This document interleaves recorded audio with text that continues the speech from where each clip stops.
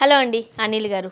Yeah TTD board member, TDP MLA MS Raju garu భగవద్గీతపై చేసిన వ్యాఖ్యలు ప్రస్తుతం ఏపీలో పెద్ద దుమారం రేపుతున్నాయి.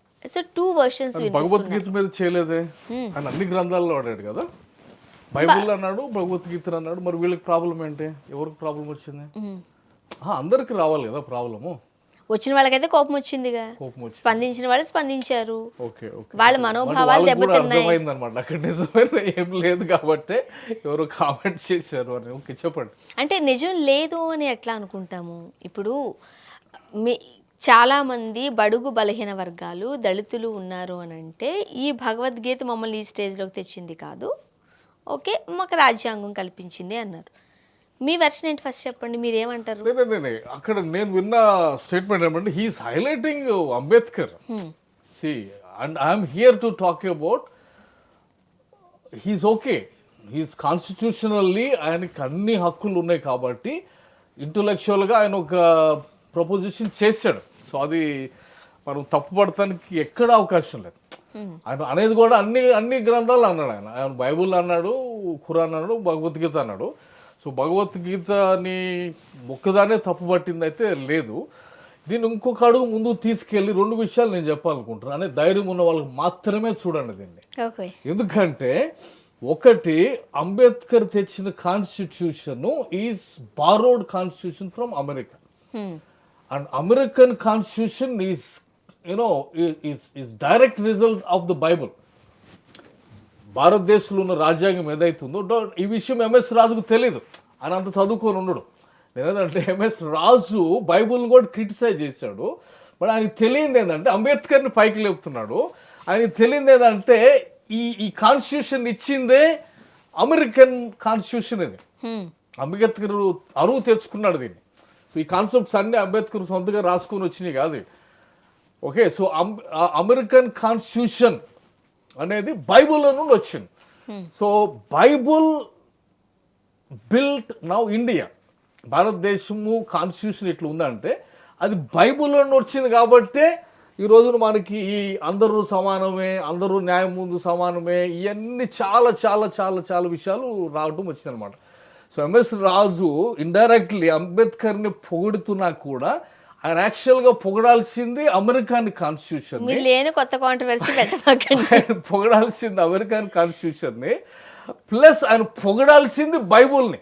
ఎందుకంటే ఇవన్నీ అందులో నుంచి వచ్చినాయి కాబట్టి మన దేశం ఈ రోజున ఇక్కడ ఉండగలిగింది అనమాట. సో దీంట్లో ఆయన యాక్చువల్గా డైరెక్ట్గా మాట్లాడి ఉండాల్సింది, ఎందుకంటే మహాభారతం గురించో భగవద్గీత గురించో మాట్లాడినట్టున్నాడు. సో అది చర్చించాల్సిన విషయం. అది అంటే భగవద్గీత భారతదేశానికి ఏం చేసింది, అందుకే అన్నారు ఇవన్నీ ధైర్యం ఉన్న వాళ్ళు చేయాలి. మార్నింగ్ నేను ఎవరో చెప్తా ఉన్నాను, నేను భగవద్గీత ఈ మధ్య బిజినెస్ గైడ్గా వాడుతున్నారు. How many billionaires, how many millionaires are there in India? మనకి లెక్కలు అడగాలి కదా, ఉందా ధైర్యం అంతా? వల్ల తీద్దాం, లెక్కలు తీద్దాం. 300 మిలియన్ పాపులేషన్ ఉన్న అమెరికాలో వాళ్ళ ఆర్థిక వ్యవస్థ ఏంటి, వాళ్ళకి ఎన్ని బిలియనీర్స్ ఎన్ని మిలియనీర్స్ ఉన్నారు, మన భారతదేశంలో పాపులేషన్ ఏంటి, మనకి ఎంత బిలియనీర్స్ ఉన్నారు, మనము ఏది ప్రామాణికంగా తీసుకుంటే అంతమందిని ఉత్పత్తి చేస్తున్నాము. యాక్చువల్గా ఇవన్నీ కూడా మత విశ్వాసాలకి సంబంధించిన సబ్జెక్ట్. సాధారణంగా ఎవరి నమ్మకాలు వాళ్ళకు ఉన్నాయి. ఇప్పుడు మన భారత రాజ్యాంగంలో ప్రతి ఒక్కరూ సమానమే, చట్టం ముందు నువ్వు నేను తన మన అనే భేదం అయితే లేదు, అందరూ ఈక్వల్ ఉండింది. అట్ ద సేమ్ టైం ప్రతి ఒక్కరికి మాట్లాడే స్వేచ్ఛ ఉంది. అవన్నీ ఎక్కడి నుండి వచ్చినాయి అనేది నేను చెప్పింది. అవన్నీ ఎక్కడి నుండి వచ్చినాయంటే ఫ్రమ్ అమెరికన్ కాన్స్టిట్యూషన్. అది ఎక్కడి నుండి వచ్చింది అంటే from the Bible it head come. So ఇవన్నిటికీ రూట్ కారణం ఎక్కడ అంటే again you have to give credit to not just Ambedkar but to the Bible. Clearly. Okay, so కానీ మనం మాట్లాడే మాటలకి సంబంధించి కొన్ని లిమిట్స్ ఉన్నాయి. ఇప్పుడు నేను మాట్లాడే ఒక మాట మీ మనోభావాలను దెబ్బతీయకూడదు, మిమ్మల్ని ఇబ్బంది పెట్టకూడదు. ఇప్పుడు దళితులు లేకపోతే అణగారిన వర్గాల వారు అదొక దేశాన్ని నాశనం చేసే కాన్సెప్ట్. మనోభావాలని దెబ్బతీస్తారు. But constitution again gives freedom of expression to you. అదే అంటున్నాను, మీరు ఏదన్నా మాట్లాడే ఎక్స్ప్రెస్ చేయడానికి రైట్ ఉంది, కానీ ఏది పడుతుంది మాట్లాడడం కాదు కదా. ఏది పడుతుంది కాదు, ఇన్సల్టింగ్ ఉండొద్దు కానీ, అదే మరి ఇన్సల్టింగ్ ఉండొద్దు కానీ ఇన్సల్టింగ్ ఉండకూడదు, డిస్క్రిమినేషన్ ఉండకూడదు, స్టేట్మెంట్ చేయాలి.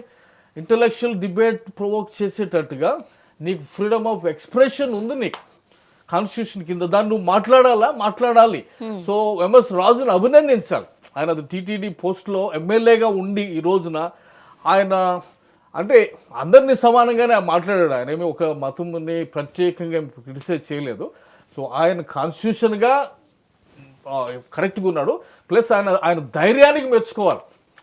అటువంటి ధైర్యవంతులు లేకపోతే భారతదేశం అక్కడే ఆగిపోతుంది. అంటే భారత రాజ్యాంగం కల్పించిన హక్కుల వల్ల ఈ రోజు చాలా మంది ఉన్నత పదవులలో ఉన్నారు, ఉన్నత విద్యను అభ్యసిస్తున్నారు, సమాజంలో ఈక్వల్ గా బ్రతకగలుగుతున్నారు. ఈ ఆస్పెక్ట్స్ అన్ని కూడా కరెక్టే, కానీ అంతవరకు మాట్లాడితే సరిపోతుంది. కాబట్టి కొంతమంది మనోభావాలు దెబ్బతినేలా ఏ పవిత్ర గ్రంథమైనా లేదంటే ఏ మత గ్రంథమైనా ఎందుకు ఎగ్జాంపుల్గా చూపించాలనేది కొంతమందికి అది ఇబ్బందికరంగా మారింది. మనోభావాలను గాయపరుచినప్పుడు మనం నమ్ముతున్న సిద్ధాంతము మన వేలుతో మన కంటిని పొడిచేటట్టు ఉన్నప్పుడు మాట్లాడాల్సిందే, ఖచ్చితంగా మాట్లాడాలి. ఎందుకంటే it is hurting you only. So let me take your attention to Andhra Pradesh రాజకీయాల వైపుకి వెళ్దాం ఒక నిమిషం. నేను అన్నదేమంటే జగన్ క్యాపిటల్ 3 ముక్కలను చేశాడు. ఆయనకి చంద్రబాబు నాయుడు పెట్టిన ఖమ్మ క్యాపిటల్ నచ్చలేదు కాబట్టి పీరియడ్. ఓకే, సో ఆ ఖమ్మ అనేటువంటి కాన్సెప్ట్ ఎక్కడి నుంచి వచ్చింది? క్యాస్ట్ సిస్టమ్ బేస్డ్గా వచ్చింది. అంటే ఇది ఎట్లా ఒక రాష్ట్రాన్ని కూడా ప్రభావితం చేస్తుంది అనేది నేను మాట్లాడుతున్నాను. రాజకీయాలలో సామాజిక వర్గాలు ప్రభావితం చేయబడని పార్టీ ఏమైనా ఉందా? రాజకీయాలు అందుకే రాజుగారు లాంటి వాళ్ళు మాట్లాడాలి. నేనంటే let us go to the root of this issue. Maybe normal ఎమ్మెల్యేగా ఉండుంటే ఇంత ఇబ్బంది కాదేమో. ఆయన టీటీడీకి మెంబర్ గా, బోర్డు మెంబర్ గా ఉండి మాట్లాడడం ఇబ్బందికరం అని చెప్పేసి జగన్ వచ్చి రాకముందే మొత్తం వాళ్ళే ఉన్నారు ఇక్కడ, నేను పోనాడికి అంటే నేను పోతే నన్ను కొడతారు అనుకున్నాడేమో, మొత్తం నేను పోనాడికి అదే అక్కడే మనోడు ఫెయిల్ అయిపోయాడు అంటానే. అరే వాళ్ళు ఎవరు ఉంటే నీకేంది, నువ్వు రాష్ట్రానికి ముఖ్యమంత్రివి, మీ అయ్య అట్లా మార్చుకుంటూ పోయినాడా? చంద్రబాబు నాయుడు పెట్టిన ప్రాజెక్టులన్నీ కంటిన్యూ చేసుకున్నాడు, వెళ్ళాడు కదా, చేశాడు కాబట్టి ఆయన చనిపోయినప్పుడు జనాలు మనసులో నిలబడిపోయాడు.